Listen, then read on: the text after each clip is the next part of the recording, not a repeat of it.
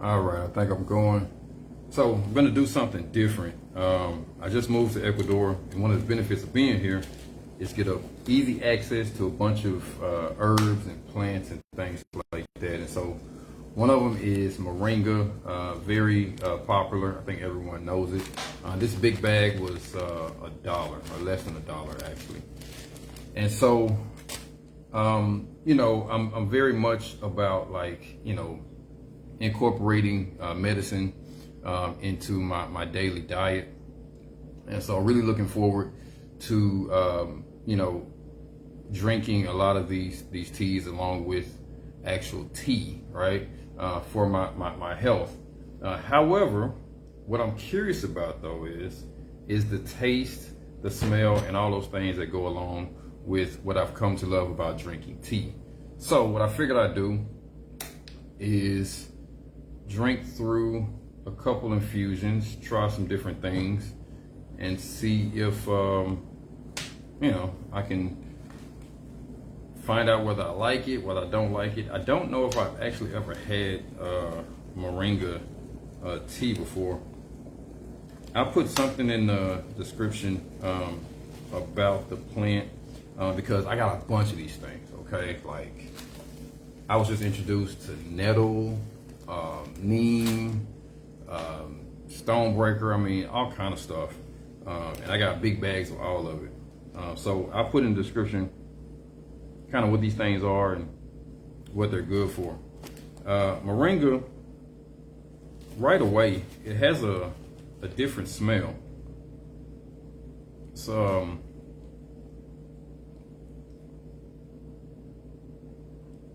it doesn't really smell like a green leaf. It's sort of maybe salty or something. I want to say meaty, but it's not quite meaty. It's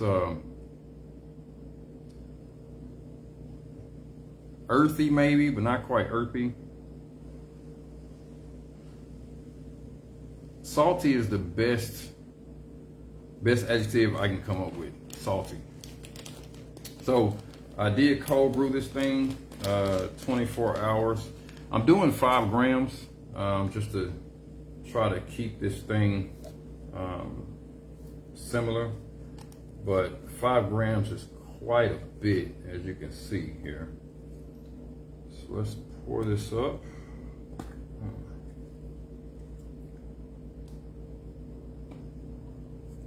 And so what I'm hoping to find through drinking all of these things is maybe what things I prefer cold brewed, what things I prefer hot brewed, and then I'll have an idea of the flavor of each. So if I'm in the mood for something over the other, I'll kind of have an idea of what I'm getting myself into. So far, I did try the neem. It was pretty bitter, but again, that's basically drinking it grandpa style, and so maybe if you infuse it, less time, different temps, maybe you get something different out of it. I'm certain that a lot of this will come down to medicine, right? So if you want to drink it for medicine, then you probably want to brew it like really strong, right? But for me, I'm thinking like if I'm drinking this on a daily basis, then maybe it doesn't need to be like super strong. Like maybe I can get away with having a light infusion and just drink it often, So very green, very vibrant, I'll say. A little bit of plant material in there. Honestly, I don't know anything about the quality or picking of this stuff. It looks like there's quite a bit of leaf dust in the bottom of the bag, but it's hard to say if it's been really like chopped up or not. I seriously doubt if it's hand picked. It's probably cut down with a machine or something. So I'm sure that'll have some bearing on the taste, but either way, let's see what we get here. Wow, okay. Minty. That's what I'm getting right now. Sweet and minty. Whatever that meaty, salty aroma was coming off the dry leaf, it's nowhere in the cold brew. It is just sweet and minty. Maybe that kind of weird salty thing turns into a minty flavor. Maybe, but it's good though. I like it. It does very much a green mint.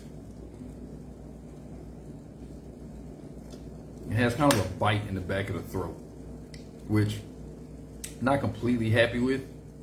Kind of scratchy back there. That worries me. But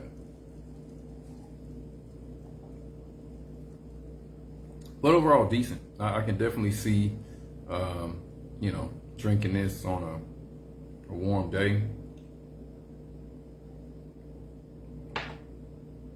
I can't say it's very refreshing, but it's not bad. All right, so I'm going to weigh this out. I'm gonna try to grab 5 grams here, and hopefully it's not too much for my bowl here.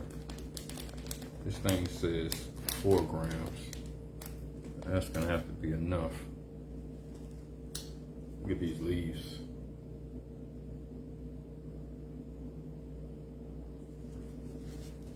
All right.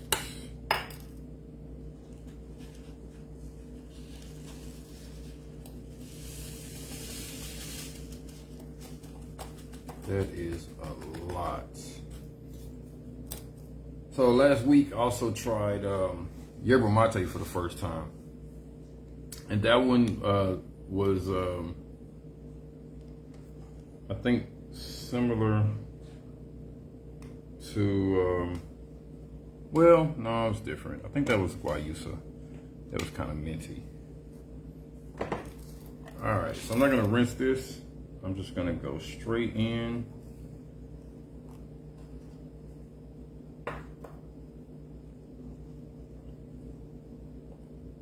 Quite a bit of water. Leaf is very like fluffy. Look at that. That is so much leaf.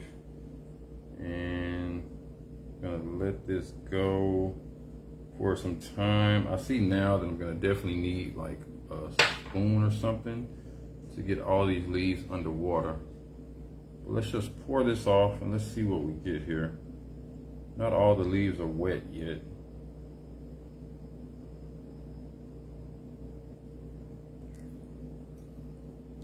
And from the looks of it, we have a pretty strong brew going on here.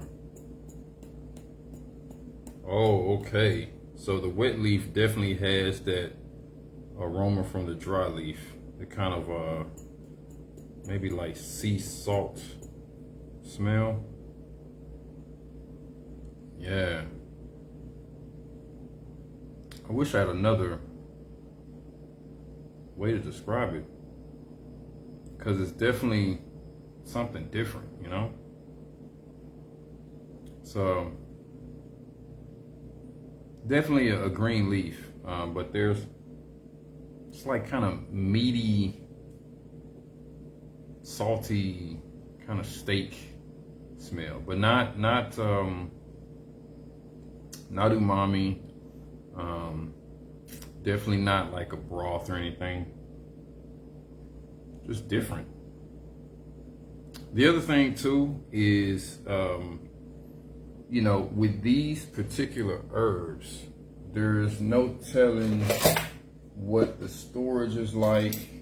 because for the most part, these things are being sold for medicinal purposes, not to, they're not selling it for taste.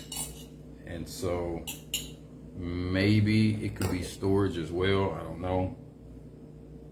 But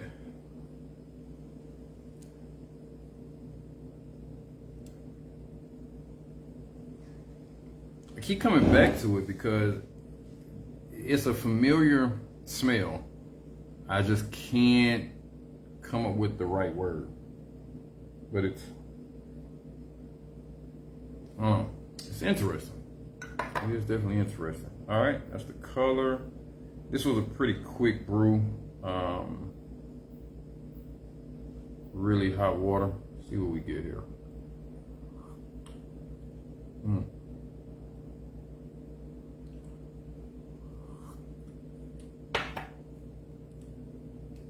Gonna definitely have to let it cool. But what I'm getting right away is sort of a sweet with kind of a mint undertone.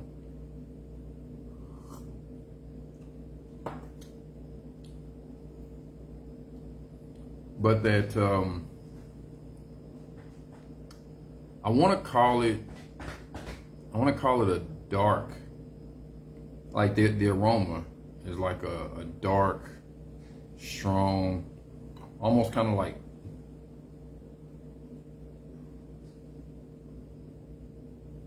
I just don't have the word for it. Almost like pimento. Yeah, almost like paprika. Almost, sort of. But not quite. But I'm getting a little bit of that in the brew, actually.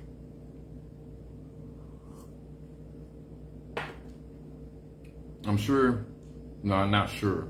It is the fact that when you put the cup to your nose, you get that aroma, and that definitely influences the taste, because the taste itself, like I said, is sweet and more on the mint side. But right away, the first thing you get is this like sort of meaty, soupy taste, but not vegetable broth, more like meat broth, if that makes sense.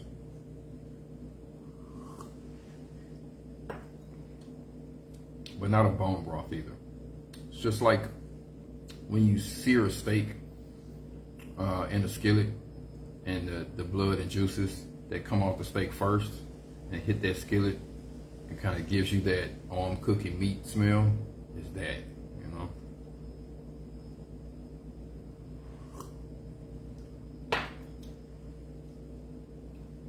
It is good though. Very, very light, sort of bright,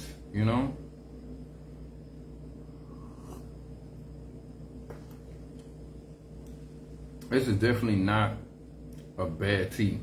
What I want to do now is I want to see what happens if I try to overbrew this.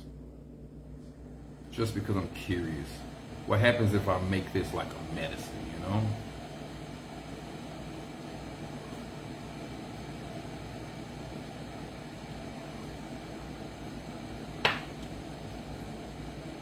But it's not bad at all. It really isn't.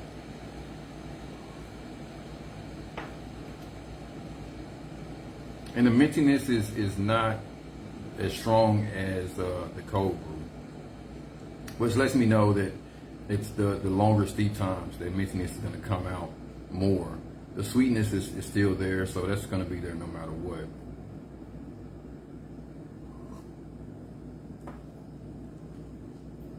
But yeah, the mint is definitely more of an undertone than anything. And I'm sure I'll still been able to pick it up if I hadn't had the cold brew first, but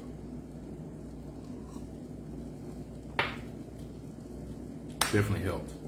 All right, so what I'm gonna do is I'm gonna hit this really hot water, and I'm going to let this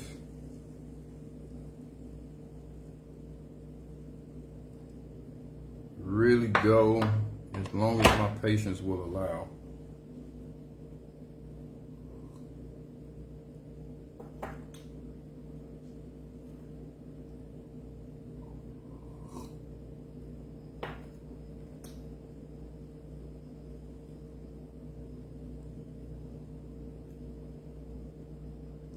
I don't know if it's the Moringa or what, but I'm definitely a bit zoned out right now, for sure.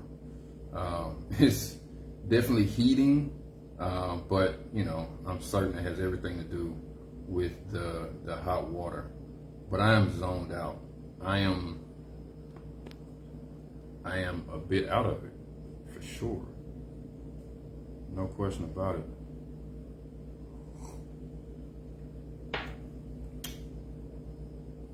I am. I'm just a tiny bit out of it. Is this phone moving or is it just me?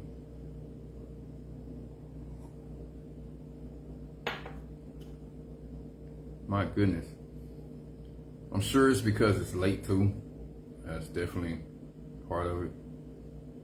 Certain. But it definitely has an effect. Because I was up and moving and energized, ready to make a video, and now I'm having a hard time even keeping eye contact with the camera. Like I want to look down, and everything is it just brought me all the way down. And I really feel the heat in my stomach as well. Again, I don't know if that's just an effect from the brew or what, but definitely out of it. I can really zone out with this stuff. My goodness.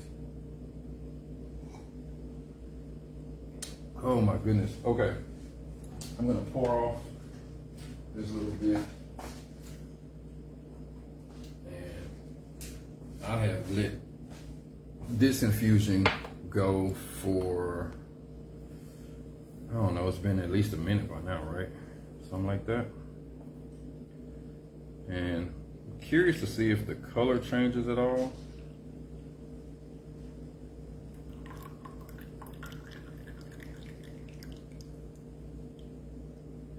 And what about the smell?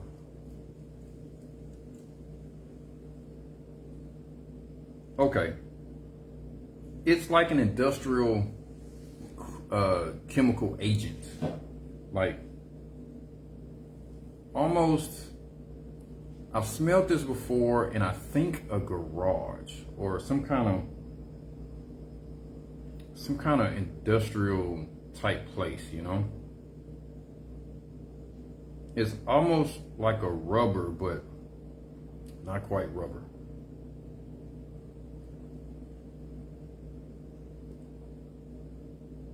Yeah, very, very industrial. Maybe even something like motor oil or something is the aroma that I'm getting on the wet leaf.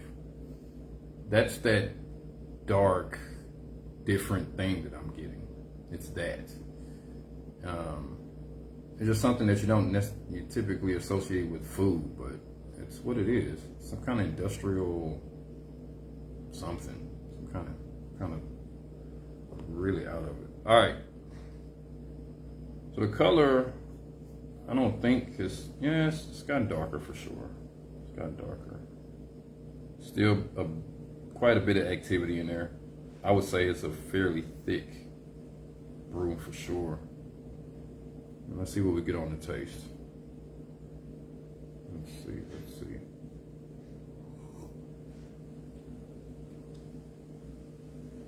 Okay, so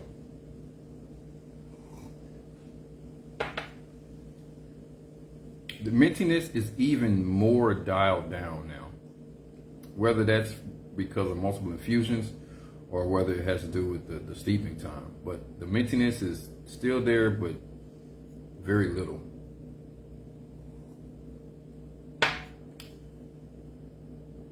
And the biggest thing I'm getting right now is it's still sweet. It's just that other thing in the flavor. like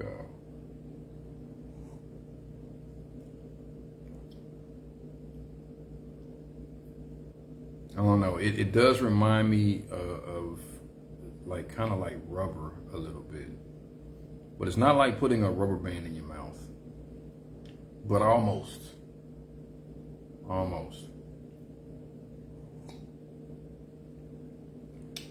Yeah, it's not putting a rubber band in your mouth, but it's getting there though. It's getting there, and so that's what happens with hot temperatures. Is that thing comes out more. Okay. So now I want to try this with cooler water.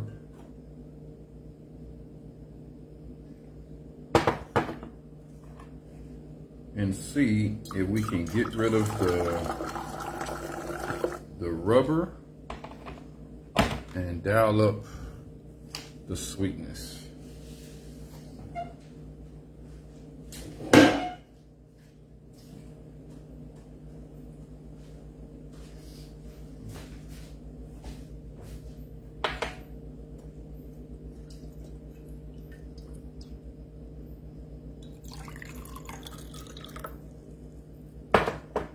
See what I get this water to.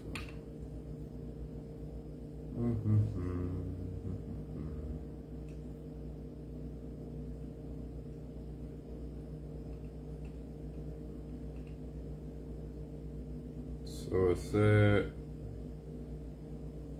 110. I want to try to get it to 130 Fahrenheit. See if we can make that happen.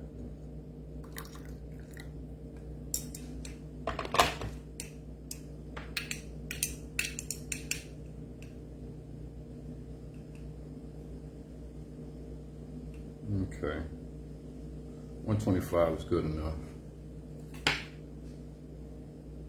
And I'm going to let this steep for, do a short one. Just do like maybe 15, 20 seconds, something like that. A lot of leaf in there, and I still have this minty aftertaste in my mouth too. It's pretty cool. All right, we're coming up on 20 seconds and 30 seconds.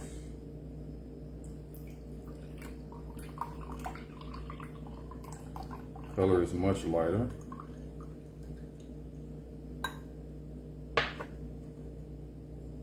And the aroma is very much subdued now. Yeah, still some of that industrial rubber something going on. As you can see, much lighter, still lots of activity. Lots of little plant pieces.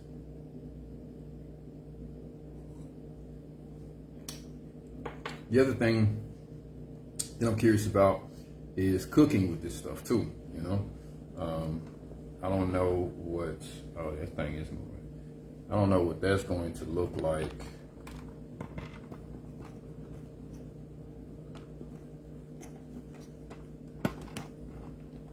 But I'm thinking that some of these herbs might actually taste better in food versus, you know, tea.